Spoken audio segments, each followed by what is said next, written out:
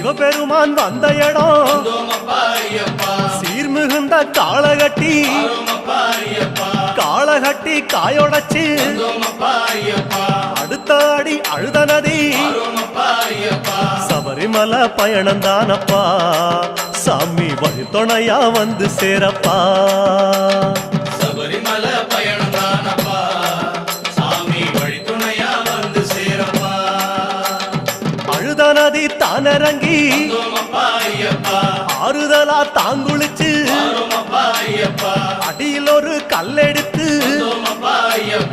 ஆழி பூச பண்ணி புட்டு காந்தமல ஜோதியானவா எங்க காவலாக வந்து சேரப்பா காந்தமல ஜோதியானவா எங்க காவலாக வந்து சேரப்பா சன்னதியில் கட்டுங்கட்டி சபரிமலை காடு தேடி